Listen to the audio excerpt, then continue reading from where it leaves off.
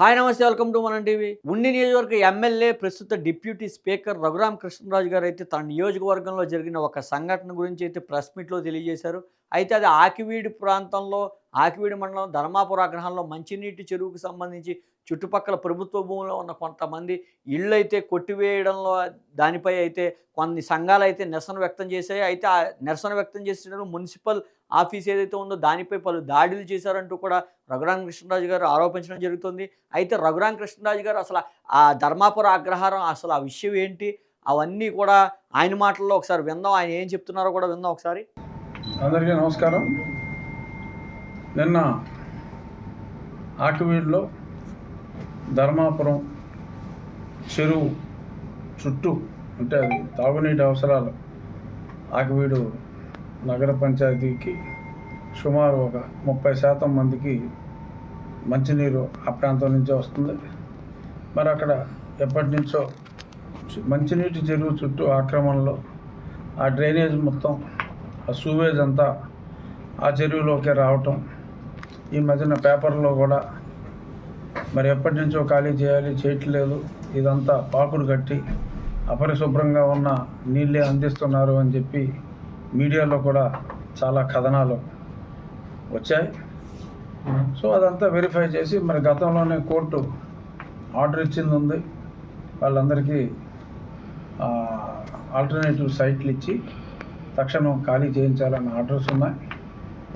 So అందరికీ కొత్త సైట్లు అలాట్ చేసిన తరువాత అది కోర్టు అనుమతి ప్రకారం ఖాళీ చేయించే ప్రక్రియలో ఉండగా ప్రజల ఆరోగ్య దృష్ట్యా ఆ పనిలో ఉండగా మరి నిన్న సాయంత్రం ఒక ఇన్నోవా కారులో అయితే వచ్చారు. ఈ ఇన్నోవా కారులో వచ్చి పోలీస్ అని స్టిక్కర్ ఉండడాన్ని అయితే ఆయన తీవ్రంగా అభ్యంతరం వ్యక్తం చేస్తున్నారు. ఎందుకంటే అది దళిత సంఘాలకు సంబంధించింది. ఏదైతే మన ఇప్పుడు ప్రస్తుతం ఫైర్ సర్వీస్కి సంబంధించిన ఐజీ ఎవరైతే పివి సునీల్ కుమార్ ఉన్నారో ఆయన రఘురామ కృష్ణరాజు కేసులో కూడా ఆయన ప్రధానంగా నిందితుడి కింద అయితే రఘురామ కృష్ణరాజు చెప్పడం జరుగుతుంది. అయితే ఈ క్రమంలో సునీల్ కుమార్కి సంబంధించిన ప్రధాన అనుచరులు పోలీస్ అంటూ కూడా ఈ ఇన్నోవా కారుతో ఈ అంబేద్కర్ పక్కన స్టిక్కర్తో కూడా ఈ కారు వేసుకుని వచ్చి అయితే అక్కడ ధర్నాకి పాల్పడ్డారు. అదేవిధంగా మున్సిపల్ ఆఫీసులో దాడికి పాల్పడ్డారంటూ కూడా అక్కడ రఘురామ కృష్ణరాజు గారు స్థానిక ఎమ్మెల్యే అయితే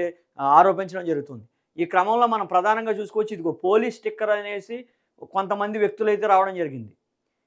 AP 09BE8001 దీనికి సంబంధించిన ఇన్నోవా కాదు, ఇందులో వచ్చింది పోలీసులు కాదు. పోలీసులు ధర్నాకి ఎందుకు వస్తారో అంటూ కూడా ఆరా తీగా అయితే కొంతమంది ఏఎంఐకి సంబంధించిన వ్యక్తులు ఎవరైతే ఉన్నారో అంబేద్కర్ ఏఎంఐకి సంబంధించి పోలీసు అదేవిధంగా ఏఎంఐకి సంబంధించిన వ్యక్తులైతే ఇక్కడ ధర్నా చేయడం జరుగుతుంది. ఇది మున్సిపల్ ఆఫీసులో అయితే వాళ్ళు ధర్నా చేస్తున్నారు.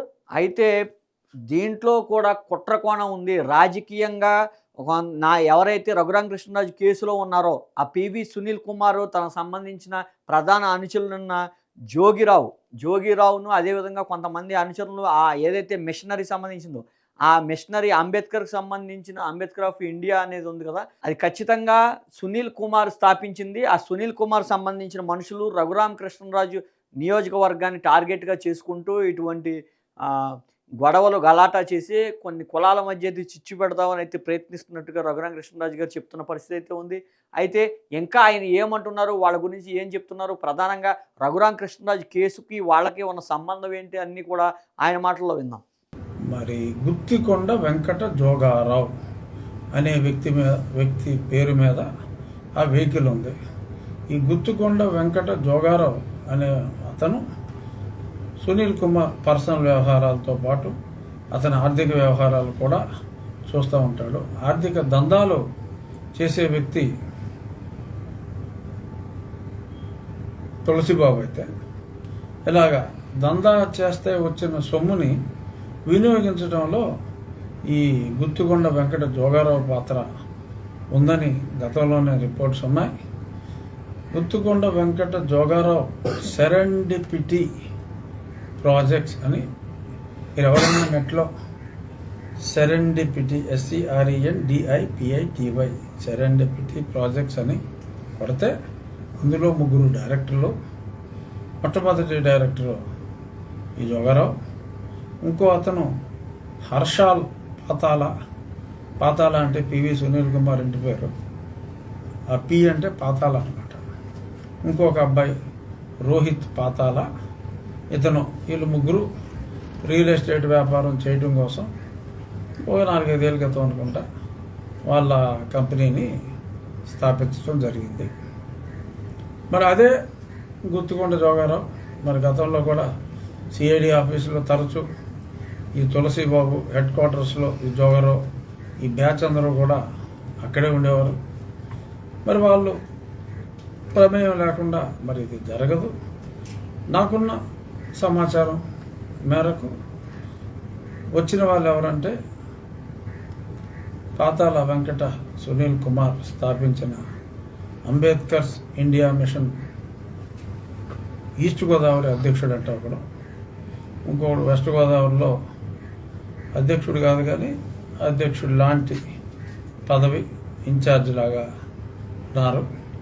వీళ్ళకి మరి గతంలో ఇప్పుడు సునీల్ కుమార్ విఆర్లో ఉన్నాడు. విఆర్లో ఉన్నా మరి పర్సనల్ స్టాఫ్ ఉండటానికి లేదు.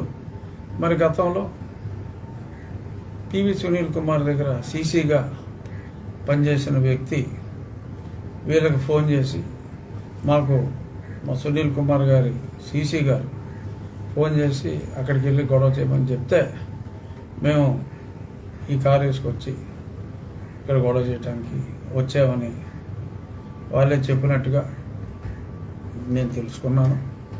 సో ఇది ఖచ్చితంగా పివి సునీల్ కుమార్ పని. ఇంత విచ్చలవిడిగా మరి పోలీస్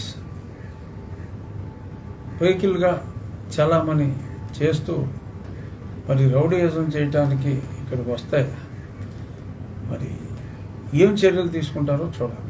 అయితే ప్రధానంగా రఘురామ కృష్ణరాజు గారు చెప్పేది ఏంటంటే ఖచ్చితంగా పివి సునీల్ కుమార్ కావాలనే తన అనుచరులను పంపించాడు, అనుచరులను పంపించి అక్కడ మున్సిపల్ ఆఫీస్ దగ్గర గొడవ చేయించాడు అంటూ కూడా ఆయన ప్రధానంగా చెప్తున్న పరిస్థితి అయితే ఉంది. అయితే గతంలో కూడా పివి సునీల్ కుమార్ రఘురామ కృష్ణరాజు దాడిపై కూడా అనేక ఆరోపణలు అయితే ఎదుర్కొంటున్నారు. ప్రస్తుతం అయితే కేసుల్లో ఉన్న పరిస్థితి అయితే ఉంది. అయితే ఈ క్రమంలో రఘురామ కృష్ణరాజు నియోజకవర్గంలో కుల ఘర్షణలు లేపడానికి ఆయన ప్రధానంగా ఎజెండాగా పెట్టుకుని అయితే ఈ కార్యక్రమం చేస్తున్నారంటూ కూడా రఘురామ కృష్ణరాజు ఆరోపించడం జరుగుతుంది. అయితే ఖచ్చితంగా ఎవరైతే పోలీస్ జీప్ అంటూ ఏదైతే ఏఐఎం అనేది అంబేద్కర్ ఇండియా మిషన్కి సంబంధించిన వ్యక్తులు తూర్పుగోదావరి అధ్యక్షులు, అదేవిధంగా పశ్చిమ గోదావరిలో అధ్యక్షులు ఒక వ్యక్తి ఉన్నారంటూ కూడా రఘురామ కృష్ణరాజు చెప్పడం జరుగుతుంది.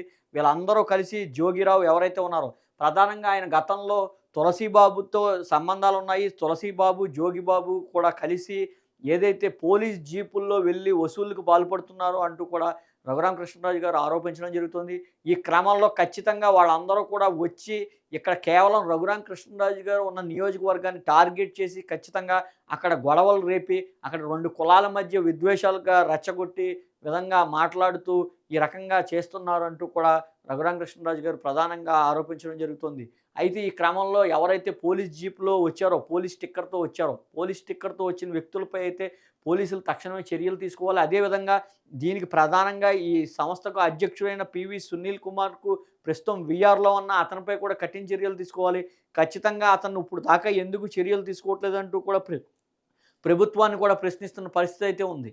అయితే రఘురామ కృష్ణరాజు ఆయన చెప్పే దాంట్లో కూడా పూర్తి స్థాయిలో నిజం లేకపోలేదు. ఎందుకంటే ఏదైతే ఆకివీడులో ఇక్కడే కాదు, ధర్మాపురం అగ్రహారమే కాదు, అదేవిధంగా ఎస్టర్నింగ్కి సంబంధించిన ఎదర కావచ్చు, అదేవిధంగా ఐబీఓఆర్ రోడ్లో కావచ్చు, ఏదైతే ప్రభుత్వకు సంబంధించిన పంట కాలువల పక్కన ఉన్న ఏదైతే ఆక్రమిత ఇళ్ళు ఉన్నాయో ఆక్రమిత ఇళ్లను అయితే కోర్టు ఆదేశాల ప్రకారం అయితే కొట్టివేయడం జరుగుతుంది. వారికి ప్రత్యామ్నాయంగా స్థలాలు కేటాయించడం జరుగుతుంది. ఆ స్థలాలకు సంబంధించి ఏదైతే సెంట్రల్ గవర్నమెంట్, స్టేట్ గవర్నమెంట్ కలిపి ఎంతైతే అమౌంట్ వస్తుందో అంత అమౌంట్ కూడా ఇచ్చి ఇళ్ల నిర్మాణానికి తోడ్పడే పరిస్థితి అయితే అక్కడ ఉంది. అయితే మరి ఏ రకంగా వచ్చారు, వచ్చింది కూడా పోలీస్ స్టిక్కర్తో ఎందుకు వచ్చారు, ఆ జీపులో ఎందుకు రావాల్సి వచ్చింది, ఆ ఇన్నోవాలో ఎందుకు రావాల్సి వచ్చింది అంటూ కూడా పలు ప్రశ్నలు అయితే వస్తున్నాయి. ఏదైతే పివి సునీల్ కుమార్కు సంబంధించిన సంస్థ నుంచి రావడంతో ఇక్కడ కుట్రకోణం దాగి ఉందంటూ కూడా ప్రధానంగా రఘురామ కృష్ణరాజు ఆరోపించడం జరుగుతుంది. అయితే దీనిపై ప్రభుత్వం తక్షణమే స్పందించి ఎవరైతే సునీల్ కుమార్ ఉన్నారో సునీల్ కుమార్ అదేవిధంగా ఇక్కడికి వచ్చిన అనుచరులపై కూడా కఠినమైన చర్యలు తీసుకోవాలి. ఎందుకంటే పోలీస్ జీప్‌లో రావడం ప్రధానంగా ఒక ఇదైతే కనుక మున్సిపల్ ఆఫీస్‌కొచ్చి దా అక్కడ దాడికి దిగడం, అదేవిధంగా అక్కడ ఘర్షణకు ఏదైతే అక్కడ ఘర్షణ వాతావరణంలో వాళ్ళు చేసిన నిరసనలు కావచ్చు, అదేవిధంగా వారు అధికారులపై చేసిన నిరసన కావచ్చు, పలు కేసులపై కూడా కేసులు కూడా నమోదయ్యే అవకాశం ఉందంటూ కూడా తెలుస్తోంది. అయితే ఇప్పుడు ఏం జరుగుతుంది? ప్రభుత్వం ఖచ్చితంగా ఎవరైతే పివి సునీల్ కుమార్ ఉన్నారో, సునీల్ కుమార్‌పై చర్యలు తీసుకుంటారో, ఇక్కడికి వచ్చిన వారిపై చర్యలు తీసుకుంటారో, ఇవన్నీ తెలియాలంటే మరి కొద్ది రోజులు అయితే వెయిట్ చేయాలి.